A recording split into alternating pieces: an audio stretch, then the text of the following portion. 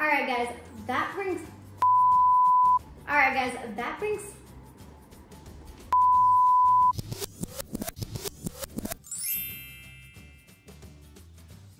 Welcome back to my channel, guys. For those of you who are new, I'm the marketing nomad.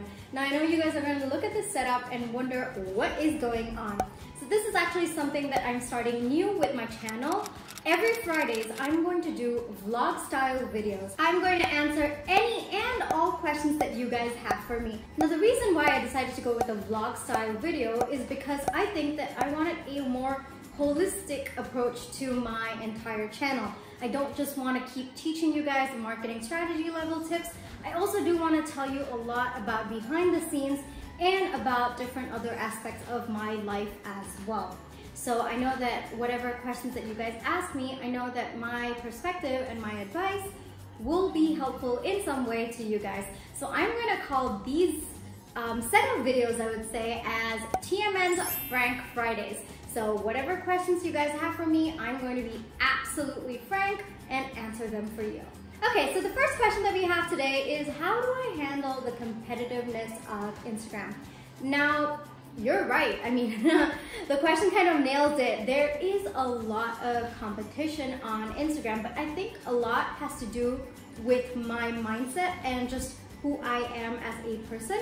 I'm not someone who is competitive with other people, but I am competitive with myself. Like, I want to be better than who I was yesterday. So because of this natural mindset of mine, it doesn't really faze me that much when I look at the competition out there. I'm actually friends with my competition, if that makes sense. And I think that that is a really good mindset to go about Instagram, especially when you are trying to be a social media influencer. And the reason is this: it gets really lonely in this entire segment of work, I would say. And you do need people, you know, to kind of support you through this. People who are going through the same things, people who are actually in the same line of work and trying to be an influencer as well. So I've actually made pretty solid friends. Shout out to all of you guys over there. I've made pretty solid good friends on my Instagram, and they're actually technically my competition, but they're actually my friends, and I help them out, they help me out, and it's a really solid friendship because they understand the struggles of trying to be a social media influencer. So I would say that it's got a lot to do with your mindset, and I would say just try to keep being the best you can be every single day. Keep being competitive with who you were the previous day and not with other people. And I think that also comes down to the whole mindset of a social media account, because it can get to you. The amount of followers you have, the amount of likes, the amount of engagement, it can get to you. And if you are being competitive with yourself, at least you are in a healthy mindset.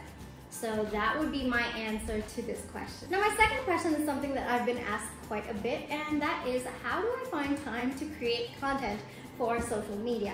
Now, I do have a full-time job. As you guys know, I am a freelancer. I help businesses across the world with their marketing strategy and their branding as well. So it is difficult, yes, to create content, but here's my thing.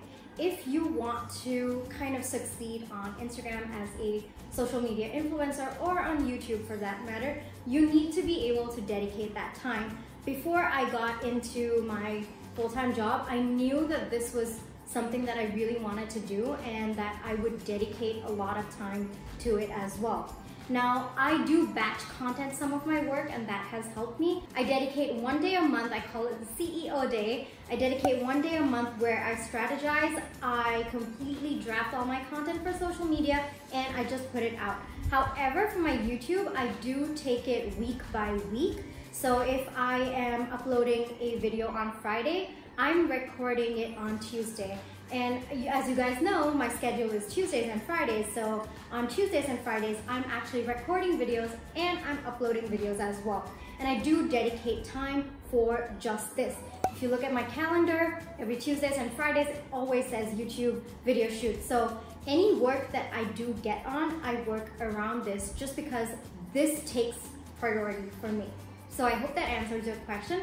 To just summarize it, I would say if it means something to you, you will make the time for it. And that is how I do it. Batch contenting, if that's a word, is a great way to go about this as well. The next question that I did receive on my Instagram stories, which by the way, if you guys are not following me on Instagram, you really should.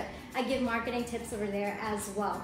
And if you guys have any questions that you want to ask me, anything at all, feel free to hop onto my Instagram stories. I usually have a dedicated day where I ask for marketing questions, personal questions, mindset questions, entrepreneurship, all of those fun stuff. You can even ask me about freelancing as well.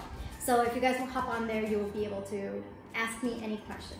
All right, so the next question that I did receive was, do I need to put out content every single day for my Instagram? Now, here's my thing about that. There are conflicting opinions about this. I do understand. And I would say here's my funda. Now my funda is, as long as you can deliver quality content and you're not compromising, then you can post every single day. I mean, naturally, if you look at the probability of it, posting every single day will help you increase your engagement because the probability of people finding you on their newsfeed increases if you are posting every single day. Of course, there are other factors that you do need to consider, but for the most part of it, if you do post every day, there are good chances that you will appear on your audience's newsfeed. That being said, I do want to say that if you are, you have a full-time job and you are unable to create content every single day, then I would say stick to 3 days a week and make sure that they are top quality content. Don't compromise on your quality because you are in that mindset of rushing to kind of put out every single day. So you actually have higher chances of showing up on your audience's newsfeed if you post maybe 3 quality content a week than if you post 7 days of non-valuable or rubbish content, I would say. So that's my frank opinion. So the next question that I did receive is actually pretty interesting. It is, what is the one piece of advice you have for someone with low followers on Instagram? Here's my answer, guys. Define low number. Honestly, it is just your perspective that it is a low number. To be honest, what seems like a low number for you might actually be a high number for someone else. So it is absolutely subjective. You need to first be in the mindset that no matter how many followers that you have, you are going to nurture them, you are going to care about them, because if you don't care about your existing followers, you are not going to either retain them or you are not going to get more followers as well. So regardless of how many followers you have, nurture your current followers. And as far as being specific to the question, let's say, for example, you're talking about 30 followers on your Instagram page. And this is how, believe me, I went through this as well. I mean, this is how I felt when I started out. I'm at 300 odd today, and it's probably still not a great number for most people, but I don't feel like that because of this mindset. And here it is. Whether you are at 30, whether you're at 300, whether you are 1,000, 10,000, 1 million, I don't know, I don't care. You need to focus on the people that are actually listening to you. Imagine if there are only 30 followers on your Instagram. Imagine that there are only 30 people watching your stories. Now, I know that seems like an insignificant number, but imagine you are talking to a room filled with 30 people.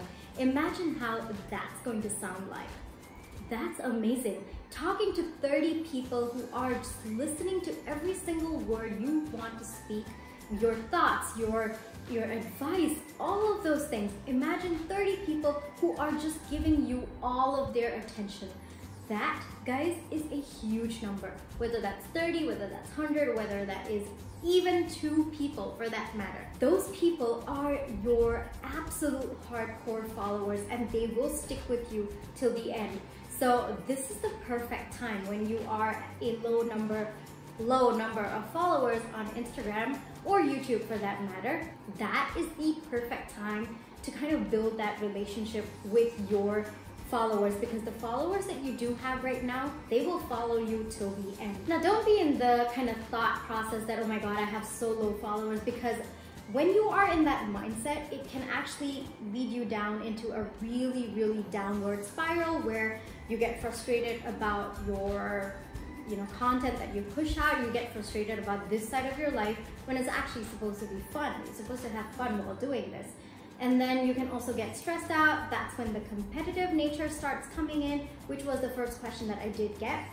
And also, you just start getting more anxious, and I don't think that that's healthy for anyone.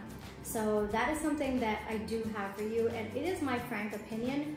Don't think of it as a low number, think of it as just a number, and think of it as a valuable number, and you'll actually see a remarkable difference in the way that you interact, the content that you post, and just your overall, mental state about, being an influencer or going to be an influencer. Okay, so the last question that I did receive is, what is one book that you would recommend for marketing? Now, this is not marketing per se, but this is for branding, but I think that it really extends to the kind of marketing language that you should use, and even your marketing strategy should work around this book, and that is Building a Story Brand by Donald Miller. I absolutely love this book. If you guys want, I'll put the link in the description box below. You can buy it off of Amazon. So this was actually recommended to me by a coworker of mine at my ex-company, and I absolutely loved it. It talks about how your consumer should be the hero of their story, and it actually gives you in detail explanation of how you should create your marketing strategy around that thought process, and how you should create your marketing language, and any sort of communication to your audience has to be around that idea. So I think that it is highly recommended for anyone who's trying to build a brand, anyone who is in marketing. I'll put the link in the description box. It's called Building a Story Brand by Donald Miller. Highly recommended. Alright guys, that brings me to the end of episode 1 of TMN's Frank Fridays. Let me know your comments, let me know your thoughts. If you guys want to ask me any marketing questions, any personal questions, as long as it's PG-13, guys. And any questions about entrepreneurship, mindset, freelancing, anything for that matter, feel free to follow me on my Instagram page, and you can just DM me there, guys. Be sure to like this video if you thought that it was super cool, and don't forget to subscribe to my channel. So I'm going to try to keep these every Friday. I want to keep it as informal as possible. I've got the beanbag guy here, and I think it's going to be super awesome, guys. So I'm looking forward to your awesome questions. I actually do like shooting these kind of videos. It makes me a lot more free, and I think that you guys can also kind of understand my personality as well. Alright guys, I will see you in exactly a few days. I don't know why I keep saying exactly a few days because it is so contradictory, but that's me, guys. That's me. Okay. Alright guys, I'll see you guys. I hope you guys are keeping super safe given the times. I hope you guys are social distancing. Alright guys, I'll see you in a few days.